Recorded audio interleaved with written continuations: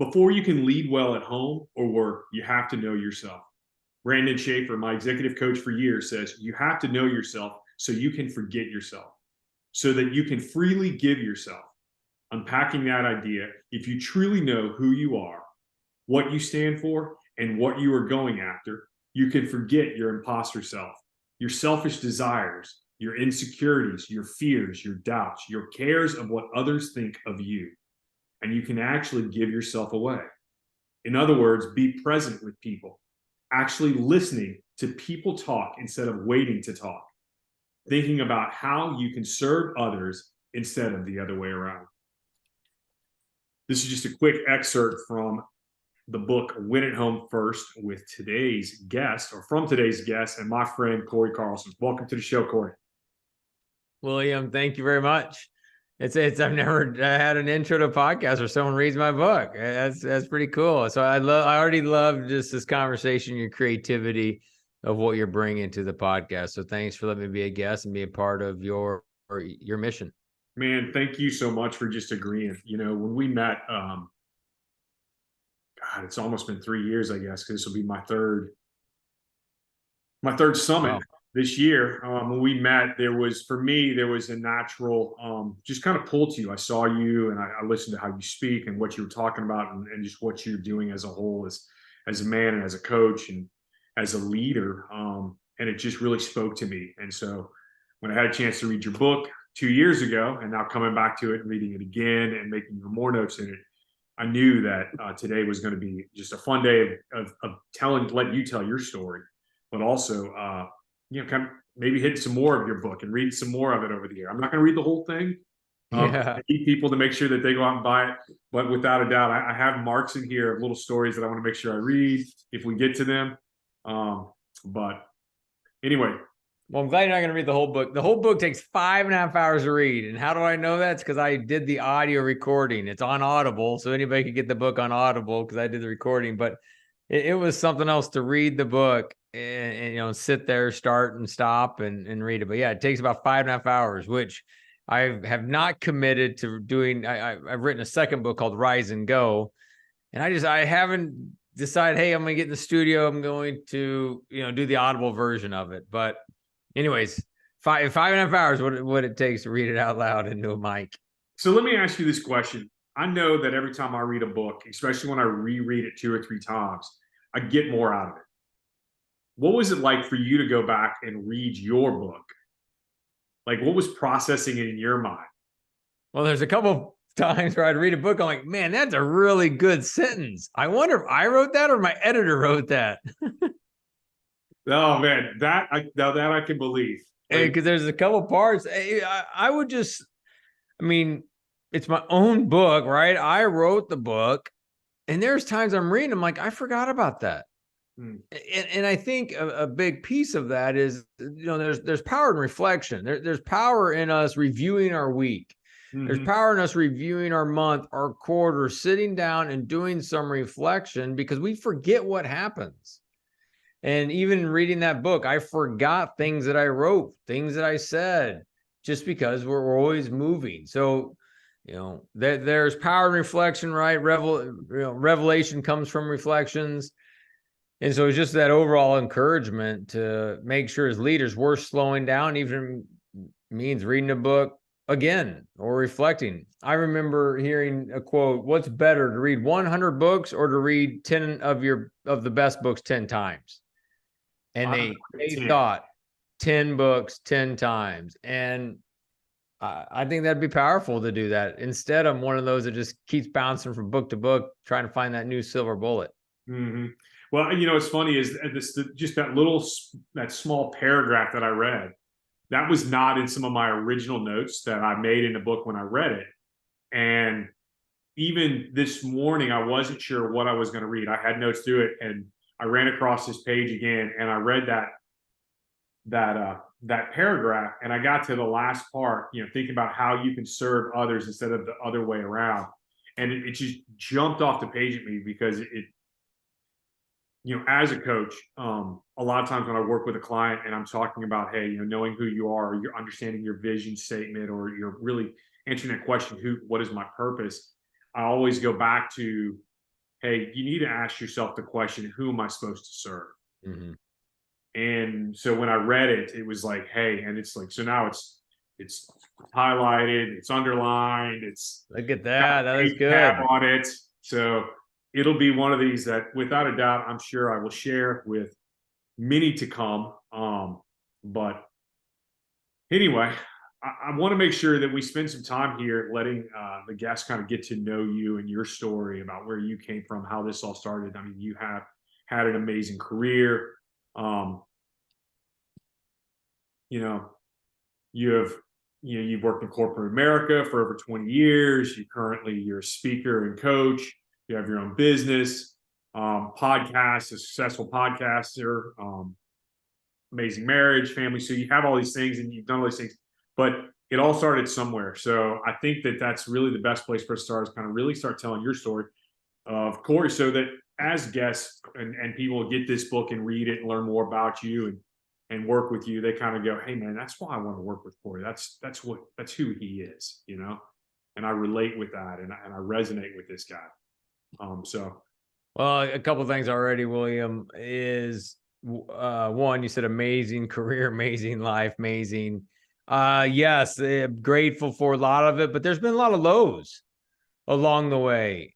And I think part of my story for any of that listener is kind of wherever you're at in your life, you don't have to stay there. So if you're listening to this and your marriage is stale, you can totally change that. I had some serious valleys in my marriage, and we just celebrated 24 years. If you feel like you're an absent parent, not engaged with your kids, that can also be changed. There was a time where I remember my kids playing on the carpet and I had my laptop on my lap. I was not engaged with my kids, but I changed that with intentionality to do one-on-one dates and making sure I'm present. My phone's not in my hands when I'm talking to them. Or career. I mean, I've been fired from corporate America once by a private equity group that owned us. I have also just lacked purpose and was able to find purpose in life through putting together a vision statement. And, that's actually in the book, Win at Home First, where it gives you the framework of how to put together a vision statement. So any listener, that book is on Audible, as we mentioned, or you can get a free copy. You pay shipping and handling. Just go to CoryMCarlson.com/free book and get the Win at Home First book, and our team will mail it to you. But I say all that, William, just to be like, hey, no matter where you're at, you don't have to stay there, and you can make some movement. So as we talk about a whole lot of different stuff on this podcast, and for the listener, just grab one thing and try to implement it. Don't try to do all these different ideas and nuggets, but just grab one and go for it. And so that's a big piece of what I have just kind of learned along the way. My career, William, I am a civil engineer by degree and did basically 20 years in the civil engineering space. I did design, which is not for me. Didn't like the design piece of it. Did the design and then got into technical sales, where I was selling civil engineering products like bridges, storm sewer, and loved it because it was sales and it was in the construction development space at the time I really enjoyed. So all that was cool, loved it. Took me from Kansas City, where I had a sales territory, had success, and then they promoted me to region manager into Denver, Colorado. And then I got promoted into Cincinnati, which is where I live now. When I got promoted to Cincinnati, it's interesting we're talking now because it's my 10-year anniversary, if you will, with my coach. But when we got transferred to Cincinnati, I was VP of a $120 million division. And I was in over my head a little bit. I was managing people older than me. I leapfrogged my boss. I was now managing him. So I had this imposter syndrome of, hey, they're going to knock on my door one day and say, hey, we over promoted you, Cory. You're the wrong guy. You were good at sales, but you stink at leadership. And so I kind of had this imposter syndrome, and how I would cope with that is, I'd work harder or skip the gym because I needed to check out my emails or skip quiet time, whatever the case may be. And that's when I hired an executive coach. And that was 10 years ago, and it changed my life. I know it sounds extreme, but one, it did, because it's now what I do for a living. But also it changed my life because I just became a better father, husband, leader because I started to be intentional. And so that's basically thanks to, I mean, there's a couple other pieces in the career along the way, but that's now what I get to do and help others. And William, I think what's really cool about what you just did is you are a coach, but yet in that sentence that stood out to you the most was how to serve others. And yet you put me on a pedestal, if you will, to say, hey, maybe you want to work with Cory. Maybe you want him to be your coach. So I just think that's so cool. By accident or whatever, you just embody serving others. And you did that by serving me, if you will, of, hey, audience, listen, you may want to work with Cory. So I think that's pretty cool. Maybe that's why it stood out to you, that sentence, because you're just in a season of serving others and just having that abundant mindset. So I think that's pretty darn cool. Well, thanks, man. I really appreciate that. Well, one thing that I just, as you're telling that story of, the goods and the bads, without a doubt, it's hard for me nowadays to look at the bads and not go, man, just thank God for those bads, because I know that I am the man I am today because of those bads. And it was part of the process that I had to walk through to get to where I'm at. But where did that grit come from for you to push through these things? Like, was that something that you just grew up with in your home? Were you a big athlete? I mean, what was that like? Where did that come from? Because not a lot of people believe they have that. Or at least let me rephrase it. Not a lot of men realize they have what it takes. Without a doubt. Yeah, that's a whole nother subject, right? A lot of men, even today, right? We've lost our manhood, and the push of just kind of gender equality, which I'm not opposed to. I got 2 daughters myself. I love parts of that, but some men have taken that to mean lower ourselves. No, we need men strong to be men. We need women to be strong to be women. Like, we need everyone to be strong in their self, their identity. Not, hey, let's be equal by we all coming less than. Yeah. That's not the plan here. But unfortunately, men have fallen towards that but you and I could talk about that for days. We're not going to go down that path. Yeah, that is my passion in life. I know it's your passion. I even love the phrase you use, dangerous men. Like, we need, how to become dangerous men. I love that phrase that you use. And I just think that's fantastic. But what has helped me in my own life is, very grateful. I had a very resilient father, and mother. But my mom died when I was 15. She had breast cancer. And so I saw that, and I saw my dad just, through his faith and through his love and through his hard work and through his grit, was to raise us 3 kids. Wow. And, he ended up remarrying, and she's an incredible woman. My stepmom, she's absolutely awesome. But through that, I saw my dad battle unemployment.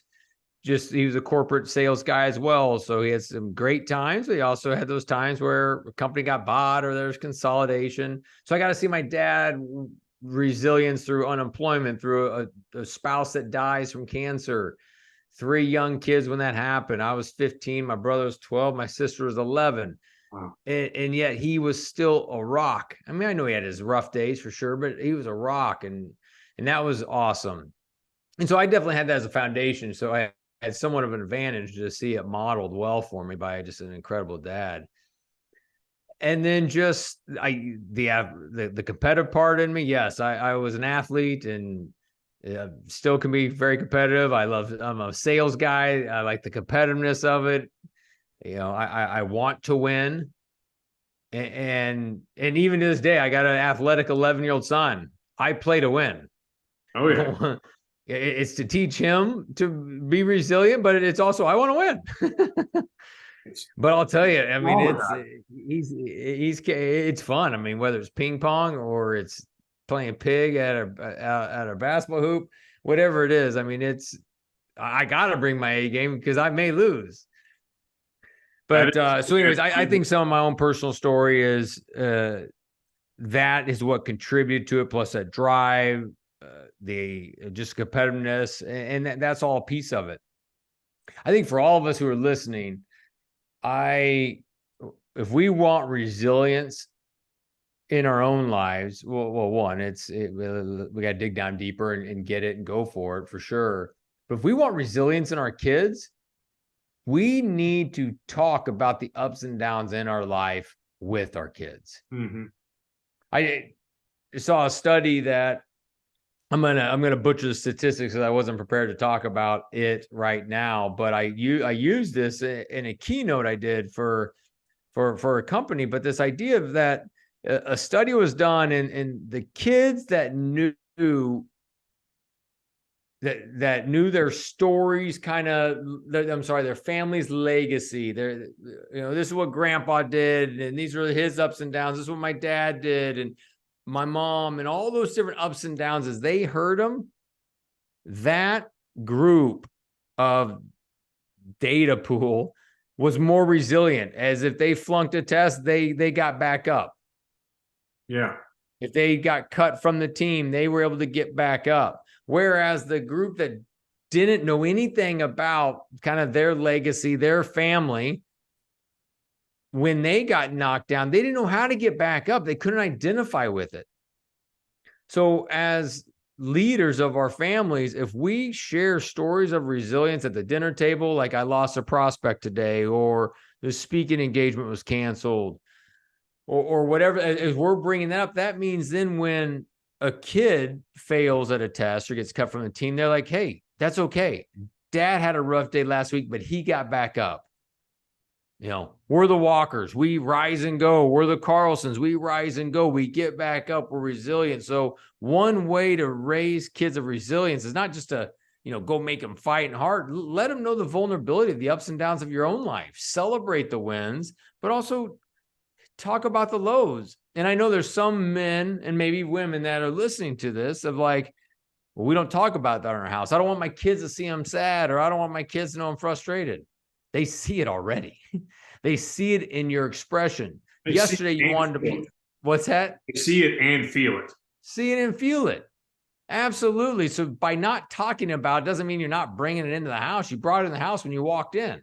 Yep. And your energy and your, how you engage with the family, or did you check out and have a bourbon on the couch instead, or did you hide and just kind of look at your phone the whole time? So one way I've been resilient is because how I was growing up. But now as I look at my kids, I want to teach them resilience to get back up, because really that's what life is. Life is just a series of getting knocked down, getting back up, right? We don't allow those knockdowns to define us, but yet to refine us and to grow our character and to make us, even stronger. Oh, man. You're just making me think about, there's a section in your book, and I don't have it marked, I don't think, so I'm not going to dig around and find it, but it's the up and to the right. Oh, yeah, man. That's the new book. That's Rise and Go. Well, I know it is. Nope. Actually, I take that back. This book it is in Win Home right? First. Yes, Up and to the Right is in Win Home First, but I got another dimension to it in the book Rise and Go. But anyways, what was your question? I'm getting too excited about it. I was just, as you were talking about that, I mean, you just getting knocked down, and it just made me really start thinking through, like, you've got to have that grit to get up and keep moving up and to the right and just keep going. That's where progress is made. It means when we get knocked down, that we dig ourselves, have to dig down a little deeper to climb up out of that little bit of a valley that we're in. But that's where our strength grows. That's where our capacity and ability to learn grows. I mean, it's in those places that are hard, I mean, it's why I love working out and exercising, and I love jujitsu. It's just, there's this place that you reach a point where you just can't go anymore, and the only way you can go more is if it gets harder to do. Yeah. So you kind of creating a valley for yourself to crawl out of. Hey, when I remember the first time I put 2 plates on the outside of my barbell, right? That was a big deal. But now it's like I can do that all the time. Now I have to add more weight. And so now I can't do as much weight. So I'm down in the valley right now, but eventually I'll be at the top of that peak. Or 3 years ago when I started coaching, like it was just mistake after mistake of how I would communicate and connect with a potential client, and they're just like, yeah, no, I'm good. A lot of no's, but you just have to forward lots of no's. Lots of no's is right. but it's doing it, and staying aligned with that is really, really key. So you said you played a lot of sports, very, competitive. What were some of your favorite sports? And let's hear some good stories there, man. Come on. You got to have something. Oh shoot, man. I don't know if I got any of them. Come on. Soccer was my favorite sport. I mean, that was what I played in high school. And then when I went to college, I played it, competitively with our fraternity. I went to a big D1 school, and we didn't have men's soccer. And quite honestly, I wouldn't have been able to play at D1 at all. I wasn't that good. But played competitively with fraternity, and then played men's leagues all the way up into late 20s. And actually, the only stories that are coming to mind right now, one, I took a nasty fall right before halftime, taken out by a guy on a dirty slide tackle, and my ankle will still pop to this day. Really? Like I can pop it, if it's cold and you're starting to get rainy or whatever, I can feel it in my ankle. It's just annoying, and I've had to have it x-rayed even as an adult from hurting myself in trail runs. And like, oh man, you got all kinds of arthritis in that right ankle. I'm like, yeah, I know. I can tell you exactly the time it happened. Oh, that stinks, man. And then I have awesome soccer memories. I just can't think of them. And then the other soccer memory I have is in my late 20s. I took a fall and landed on my butt in a certain way that I slipped a disc. That's a whole cool story because I slipped a disc. It hurt really bad. I saw a chiropractor. I had, shots in my spine, those cortisone shots. Did that, chiropractor time and time again, but had this cool healing that took place at kind of a healing ceremony at a church, and it's healed, and I can trail run. I can do everything, but it's a cool God story. How I've never heard. I mean, I've never personally experienced those healing ceremonies until this, when I got my back healed. So that was a win. But those my two soccer stories involve injuries. Stories.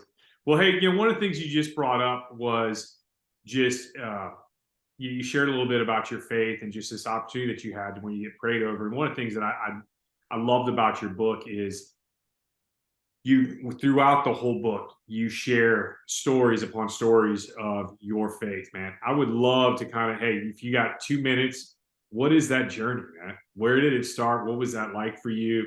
Like, when did God kind of go, hey, Cory, it's time? Yeah, well, that story, I mean, it's not a 2-minute story. That's for sure. Yeah, I mean, I grew up in a Christian home, and I mean, I think there's a little bit of truth where I borrowed some faith from my parents. I mean, it was it's what I was told to do. So I kind of believed it that way. And I think for all of us, we just have to go on our own faith journey. Yeah. And so grew up in a Christian home. As I mentioned, my mom passed, and that didn't rock my faith. And at the time, it didn't necessarily strengthen my faith. It just kind of, it is what it, was. And then in my 20s, at college and 20s, got a little distracted with the party scene. And then into the real world, it just became about work and money and trying to climb that corporate ladder, and kind of would go to church if I had time, and reading scripture and quiet time and journaling was not on my radar. And so anyways, that all kind of happened.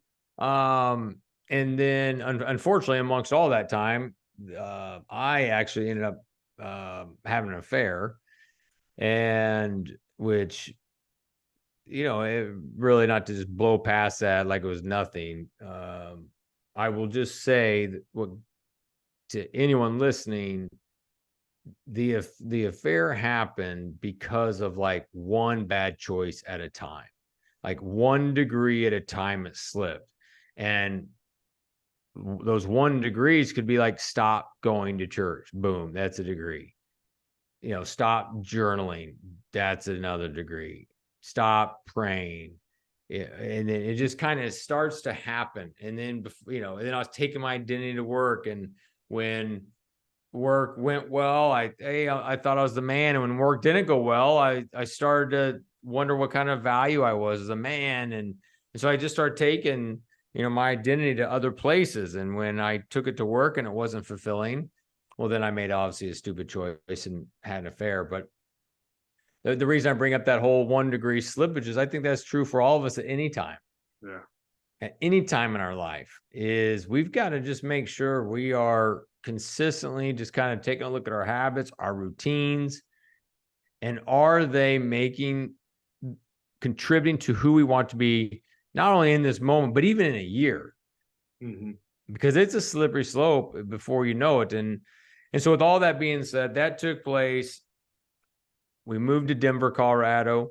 As I said, I got promoted. And on this one particular evening, as I was in a church leadership group, we'd started going back to church, and I was in a church leadership group with about 10 other volunteers, and the pastor's talking. He's talking about character. And in that moment, while we're in the small room, I kind of hear this audible out of nowhere of that you need to come clean of your affair. I'm like, no, I don't.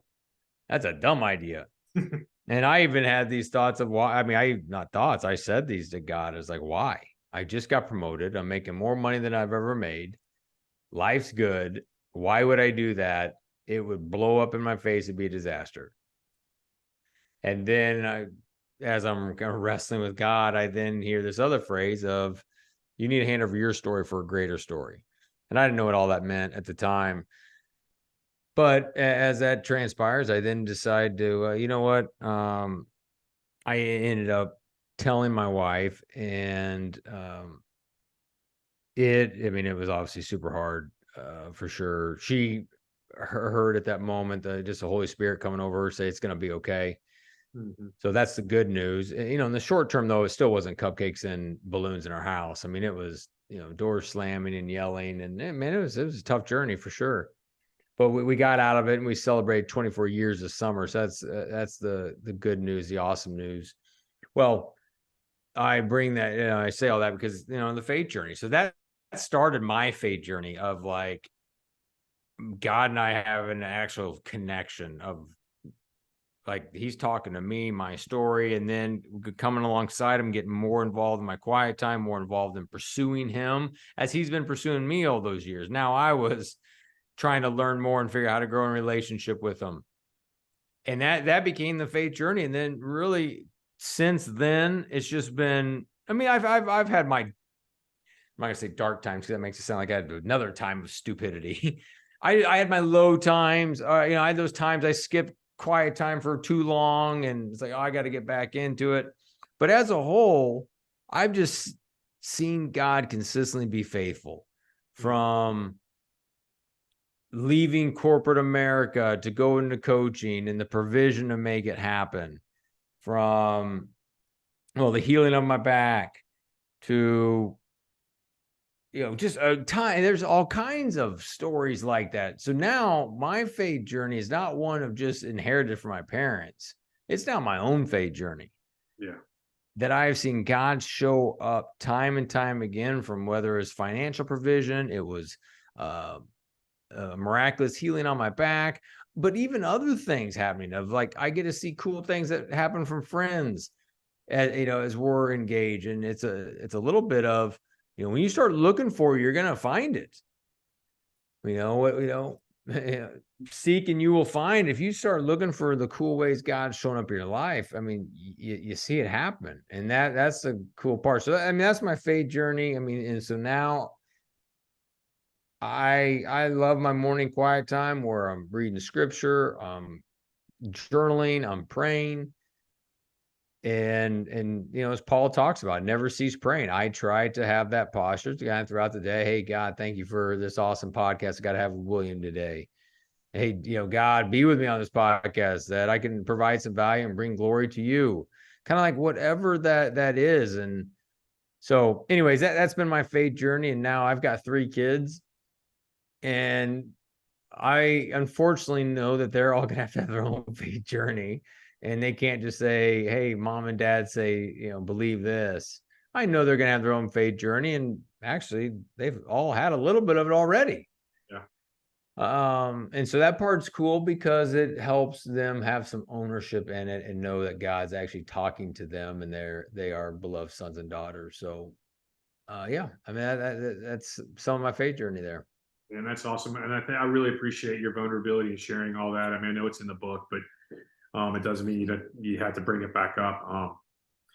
But one of the things I wanted to read, another thing I wanted to read, because I think it just kind of leads into where you were talking about your faith journey, because I think that your personal vision has played a huge part of this journey on the other side of this, of answering those questions that God gave you. Hey, I have a greater story for you, right? Yep.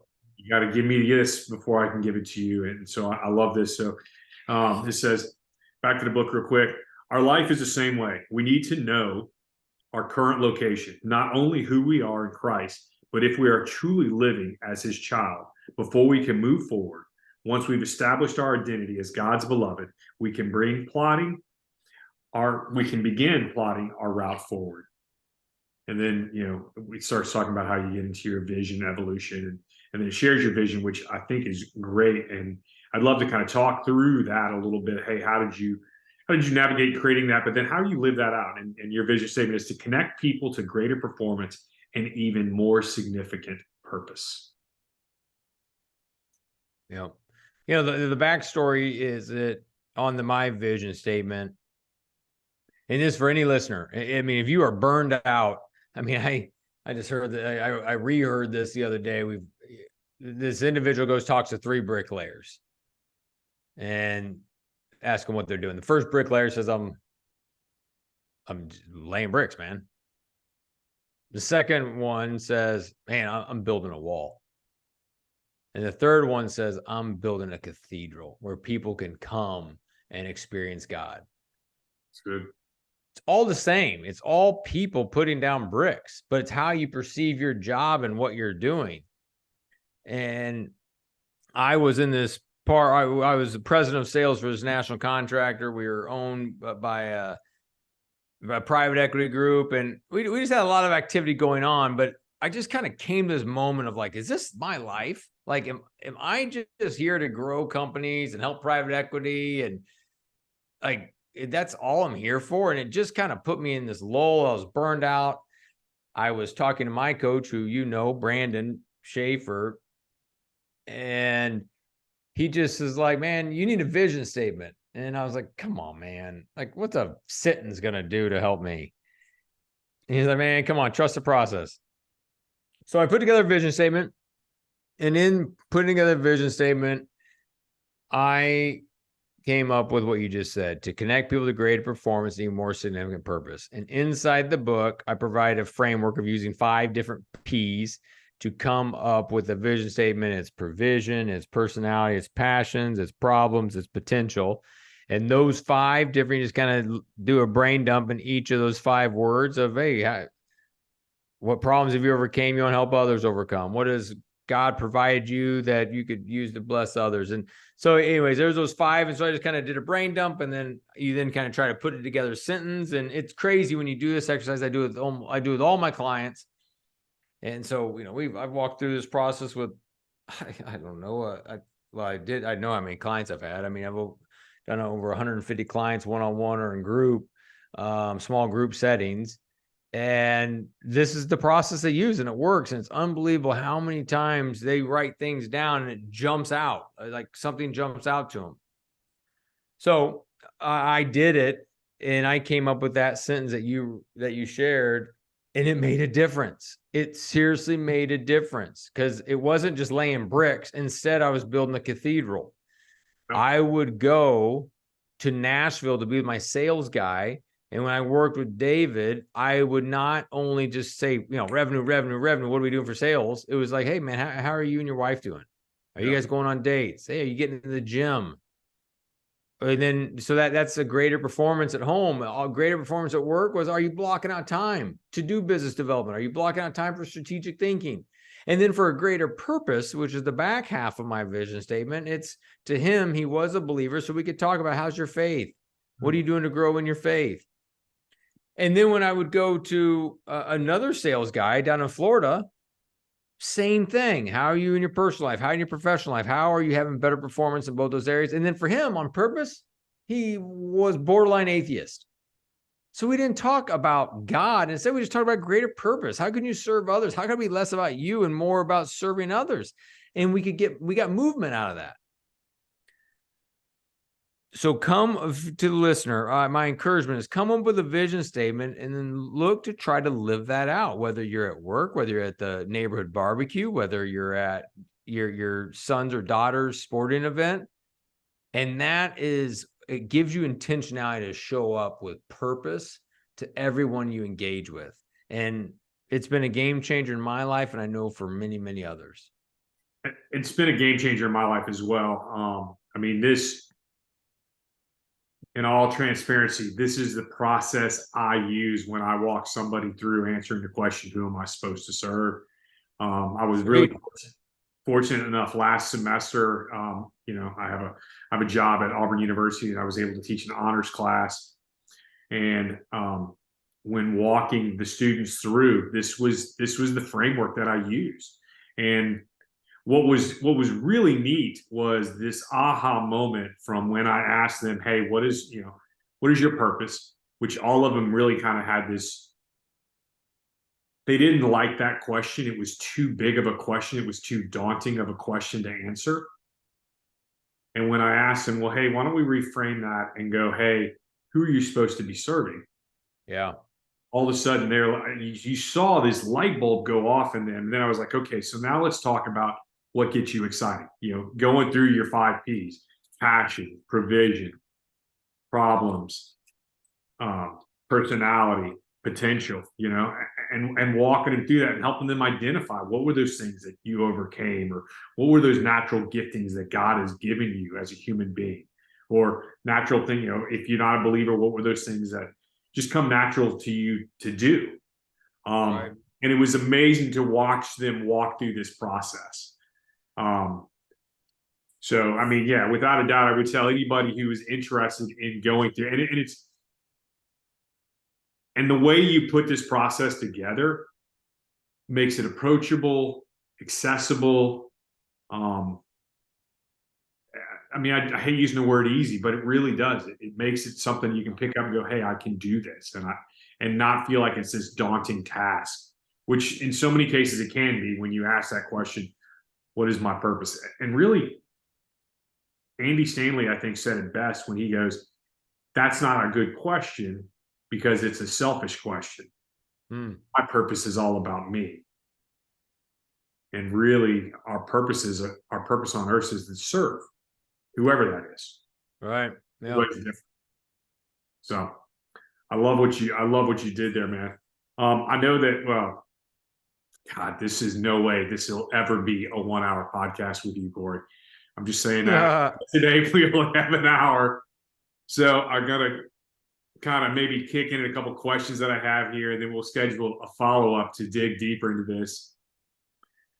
But I think you've already shared some lessons, but maybe are there any key lessons that you've learned or lived out that really plays a role in how you lead your family and your life right now? I mean, other than you shared that the struggle that you and your wife went through, but were there any major lessons that happened in your life over the last 20, 30 years that just kind of stand out that go, hey, man, this is how I need to live?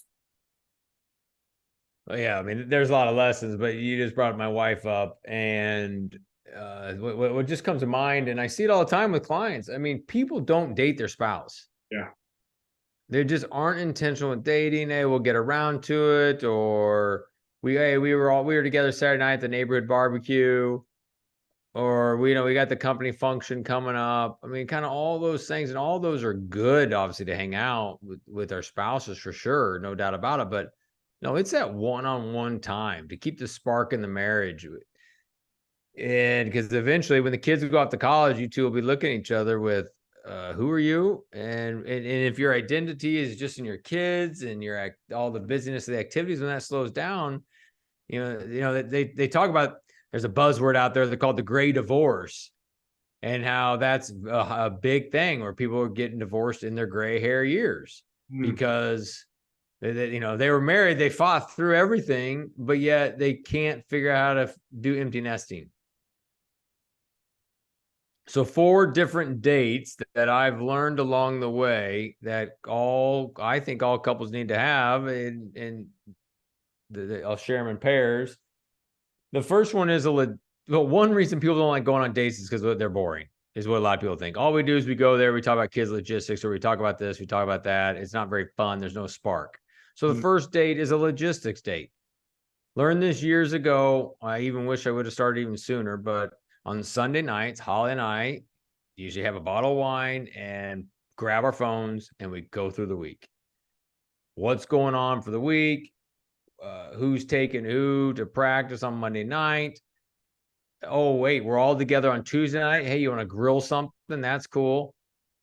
Wednesday, oh, I got a happy hour, babe, I need to go to, so I won't be home for dinner. Matter of fact, I can't help with logistics either because I won't be home probably till 8:30. Okay, great.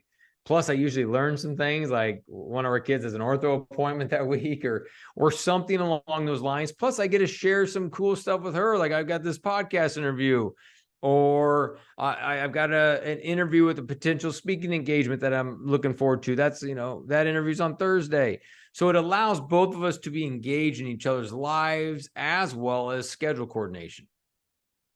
Then you can have a love date where you actually, for us, we need to go on a date once every other week. So 2 times a month. So every other week we go on a date, and it's just, we get to hang out. We get to have fun. And dates don't have to be crazy expensive and epic. It could be, a pitcher of beer and nachos. Or it could be a fancy steak place. That's your prerogative. But I think we also put a pressure on us that it needs to look a certain way. And it doesn't. Our spouses just, they want to hang. They also want to be pursued. So if we're not pursuing them and making them feel attractive, this is obviously for the men. The women, you need to make your husband feel handsome. But, we need to do that. So that's the first two, logistics and love. The second two, we err on one more than the other. We always go for the spontaneous one. We do a date when the stars align. Well, no, it should be the other way around. It should be, we need to have scheduled dates. Because when we have a scheduled date, let's say we have a scheduled date on Saturday night. If somebody has a headache at 2:00 on Saturday afternoon, we have a date on Saturday night. If someone has a headache at 2:00 on Saturday, then you'll fight through it. You'll take a quick nap. You'll take the Advil or whatever you got to do. But by having scheduled dates, you fight through it. Otherwise, if it's just always going to be spontaneous, like, we don't have a babysitter, I'm tired, I have a headache. But no, by scheduling it, people, you arrange a babysitter, people fight through the headaches because they're tired, they pour an afternoon coffee. You figure it out. You go on the date. So scheduled dates, and then also spontaneous. Those are when the stars do in fact align. The kids are all at people's houses. It's 75 degrees. Let's go somewhere, sit on a patio and have have some apps. So I think those 4 different dates, it sounds like a lot, but it's, if you just kind of get them on your schedule, it makes a big difference. And Holly and I did too much double dating early on, too much of just group activities and not enough necessary one-on-one time. And anytime I work with executives now, it's low-hanging fruit to ask the question, when's the last time you went on a date with your spouse? And they'll be like, well, a couple months ago, we had this one company function, and it's like, no, it doesn't count. Those do not count at all. So anyways, that's a lesson. That for sure is a lesson that I've heard, is just, it takes intentionality to pursue your spouse. And the same thing for our kids. Like, we need one-on-one time with our kids. Go get ice cream with them. I've been, one dream that I had years ago was I wanted to go on a mission trip with each of my kids. And in 2019, I went to Nicaragua with my oldest. And this summer, I went to Puerto Rico with my 15-year-old. I don't know where I'll go with my 11-year-old, but that one-on-one time where you have overnight, and it's incredible. And so my encouragement to listeners is do one-on-one dates with your kids, take it another level by doing one-on-one overnights. And even beyond that, if you can do one-on-one mission trips, it's pretty darn powerful. I love this. And I love this framework that you set out here, logistics state. I think we overlook how important it is to have those conversations of, hey, this is what's going on in my week. I mean, I know for a fact that, I know my wife and I have had arguments at times because we didn't just spend the time at the beginning of the week to kind of talk through what was going on, and it's stupid arguments, love date. And I think that's, without a doubt, you want to make sure it's a date that they have fun. But I'm also aligning this with our kids because I'm thinking, like, it's not as much of a love date as a fun day, something fun to do with our kids, right? Right. Scheduling that, making it a priority so that you fight through that. And then the spontaneous date, those opportunities when it's like, hey, all the kids are gone. Let's go to the local patio, hang out, get some appetizers, and just enjoy the night together, Right. Absolutely.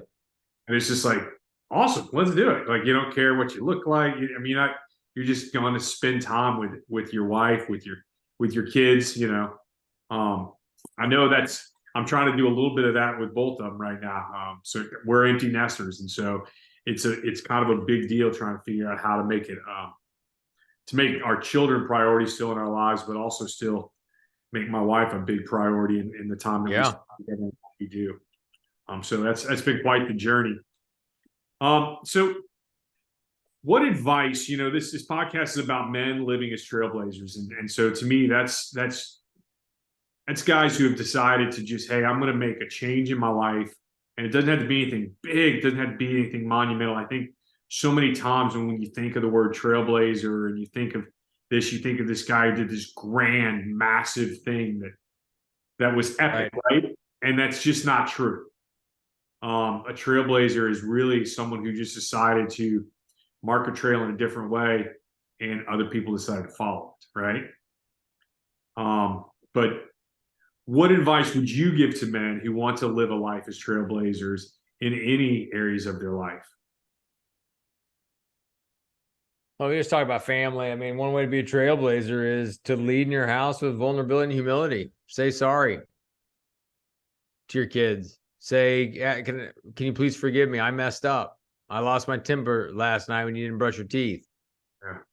Or, whatever the case may be. But just be vulnerable and say you're sorry to your kids. Say please, say thank you. Tell them you love them. I'm blown away by how many people, as adults, as executives, as I work with them, they have woundings still as adults from their parents, not loving them, always being disciplined, being too hard on them, and never really feeling that love or encouragement.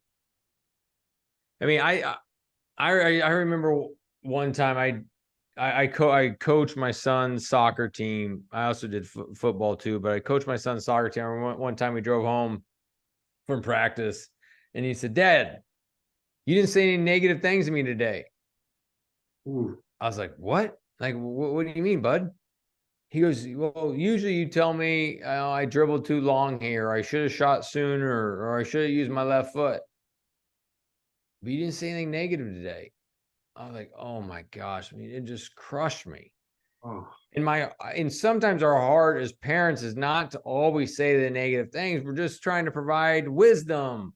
Or we're trying to take our 40, 50-year-old wisdom and, shove it into a 5, 10, 15-year-old kid. And so sometimes we do it out of a loving place, no doubt about it.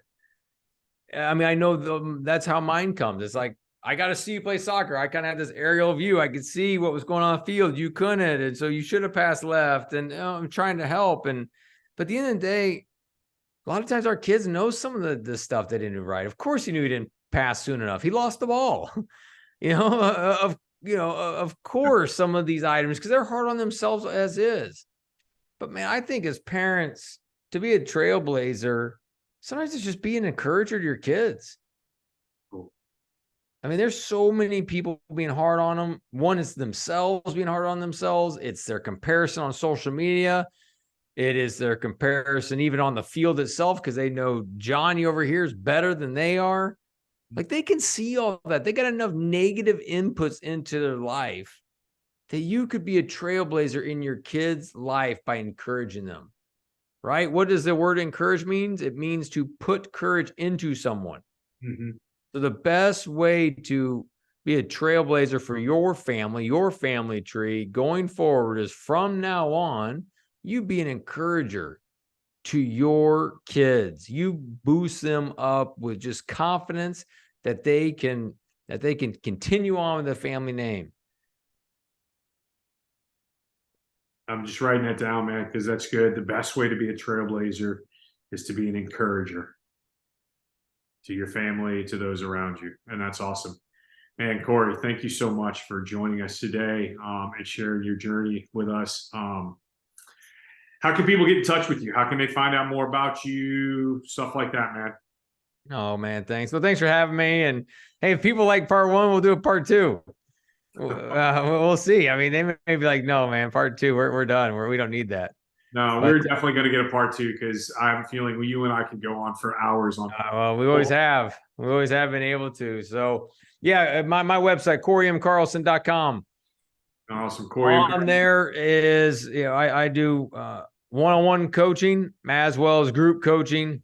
Similar obviously to yourself, and then active on LinkedIn at I think Carlson Cory. I don't know. At Carlson Cory. Anyways, love to engage with any of the listeners and be a resource. All right, awesome, man. Well, I appreciate that. Do you have any last things? And I'll make sure I put all this in our show notes. We put them out there so people know how to get in contact with you. Hey, guys, you need to know this is an amazing book. Win it home first, right here. I just look at that, man. It looks worn. Bro, I'm telling you, this. I really think this is the third time I've read this book. Oh man, that means a ton. Thank you. Well, it's been an awesome book. It's one that has meant a lot to me from on a personal level, just walking through and navigating life as a husband, as a father, as a leader. It's one that I have read and pulled away from and used as a coach myself, and so just continually being able to go back to it. This is probably making my top 10 list right now of the books that I've read the most of. Sweet.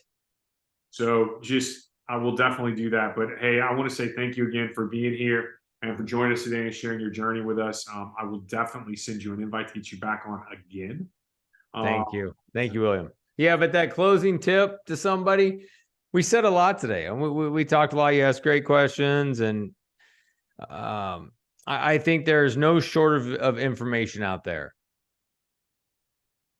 However, I think there is a shortage of implementation. So I think for that listener to grab one thing that was said today, go on a date with your spouse, go grab ice cream with your kid, do quiet time at some point in the day. If you don't want to get up early, then do it at lunchtime or 2 p.m. or whenever it makes sense. Or take a crack at creating a vision statement and using it. But just grab one thing, and if it works, then implement another thing. But don't try to go do it all at once, because you like, if you're like me, you're gonna fail, and then you'll go back to being the old you. So just grab one thing and then just do some habit stacking, and then you'll be on your way. Yes, that's so good, man. I love that. Thank you so much for sharing that last little bit. Thank you again for everybody tuning into this episode of The Trailblazer. If you enjoyed this conversation, be sure to subscribe to our podcast and stay tuned for more inspiring stories of men making a difference in the world. And remember, you too can be a trailblazer in your own way. And until next time, keep blazing your trails. This is William, and I'm out. All right, bro. Thanks, man. Oh, thank you. All right, I need to get a good picture. Hold on. I got to figure out how to get a good picture here. Here we go. I'll do a pic too. Anyway, because I'll post it on Instagram and I'll tell you. So it'll. Hey, spin that a little bit so I can see a little of that cover here. And spin a little bit if you can. A little more. No, the book. I want to see the bend and curves. Oh. Look at that, man. Yeah. Yeah. Thank you, brother. Thank you, man. I appreciate it. Send me that so I can make sure, because that's probably better than what I can do. Hey, real quick. Actually, for some reason it's fuzzy. I don't know why it's fuzzy. That's me or that's my lighting. I don't know. Let's try it one more time. That's perfect. What you had. Yeah, this may be better. Here we go. Ready? 1, 2, 3. Thank you. Let's see it. Oh yeah, it's better. Awesome. Good. So I know you got to get on to your next call or whatever. Real quick, I know I wanted to talk to you about Dustin. You want to try to set up a time later to chat about that, or? Let's say no. I'll do it right now. Let me run to the restroom. I'll be right back. All right, cool. I just knew I couldn't go till 6 tonight.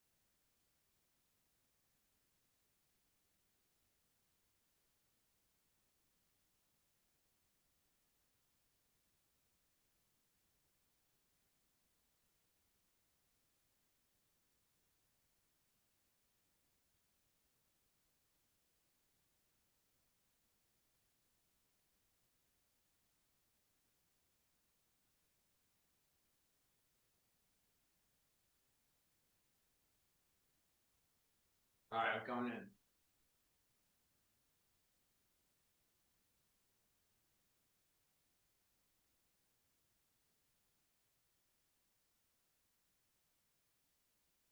Can you hear me? Yeah, I can. I really like that solid black background, man, because I've been thinking about doing my wall like a dark color as well. Thanks. I love it.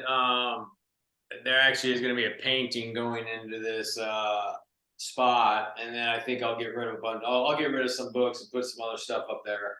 But yeah, no, I love it. It's cool. Thank you. Yeah, I mean, I had to have a big light. How's the lighting? I mean, real quick, how's my lighting, real quick, and then. Oh, your lighting's good. I think it looks good, man. It doesn't look too much like a halo on top or coming down. Not at all.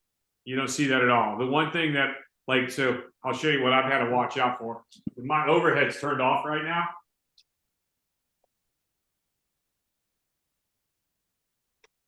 See how you can see the reflection in my picture? Yep. That's the one thing. Although no, if you go, your head gets in the way, but you gotta, you don't want. I guess you don't want to be paranoid, like. Yeah, and then I'm constantly like watching it as I move around, and so. Yeah. Well, tell me what do you want out of what do you want to get out of Dustin's group? I don't know, man. I mean, I like the idea of growing this, but I'm just not sure if I'm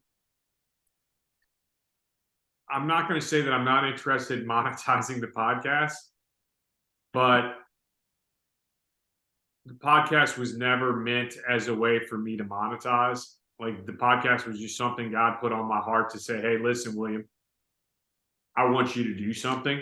And started doing it. It was about telling these stories, and the hope and desires that eventually, it'll catch on to a larger group and maybe turn into something. The coaching that Jono and I are doing together kind of aligns a little bit, but this is very much more my personal story, my personal ministry. I'm surprised that's all. I mean, I'm surprised that's what you started with. So is Dustin trying? I mean, is his sales pitch to you to grow your podcast? To grow the podcast, to grow ultimately, grow your business if that's what you want to do. Yeah. Yeah. So here's my experience with Dustin. First of all, I do like Dustin. Dustin's a very credible guy, and I like the program. I thought it was great. asking what you want to get out of it just because it's $10,000. And is that how you want to spend your $10,000? If you stay close to him, you will get that $10,000 back in that time. Meaning, if you, so here's what I saw to be in that mastermind. You're surrounded by 10 to 15, I don't know what his number's going to be in this podcast. Most of those people think big. Like it pushed me and challenged me. Now they're all in different spaces, but in my group, a guy named Sean Anthony up in Seattle, he makes over $1 million and he's a one-man band. He's a coach and he sells $30,000 ticket offers via like direct message and text. And he helps people kind of grow their business. And they're just these people, I'm like, what space? So it helps you think and dream bigger. Okay. Because you see what these people are doing. And I love 5 Capitals, but we don't have people like that in 5 Capitals. Because no one's broke $1 million yet in coaching. No one knows how to do it yet. And we'll get there. There'll be people that will get there. But some of these people are just thinking big. They're reading big, they're reading big books. They're pushing themselves, right? Yeah. And that's the cool part of just, it helps you think bigger and having greater impact. Right. And some of these people are good at back office stuff. Like they have better ops. And so you'll learn about different tools that people are using. Anyway, so that's so the group I found to be interesting. Now there's some days on the calls, you got to listen to somebody else talk. You don't really enjoy that person. You don't understand how they communicate. Well, you just have to listen to them. Okay. But the idea of that accelerator is to actually get you onto more podcasts, to understand your message, get you on more podcasts so you can go sell things and have you, kind of get out there, get your name out there more. And then you end up trying to even put together a program to sell it. Like you'll be in this group and you'll get this drive. Like, I want to go sell a 1-day program. Or I want to go sell a 30-day challenge because you hear someone else talk about it. You're like, I could go do that. Yeah. And your goal is you just got to figure out how to make 10 grand back. All right. And I got to wife to spend 10 grand on it too, if I decide. What's that? And I got to convince my wife that spending 10 grand on it makes sense. Have you even done that yet? We've talked about it, and she's like, she's not on board just yet. So, and I'm not fully committed to spending that kind of money. I think there's other places that I could spend that kind of money to possibly grow this business. But I think she wants to see some return on what a lot of the work that Jono and I have done. I'm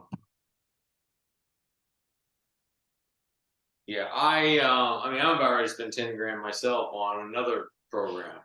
Are you really? Yeah. A lady I met inside Dustin's group, her name's Cassie. And,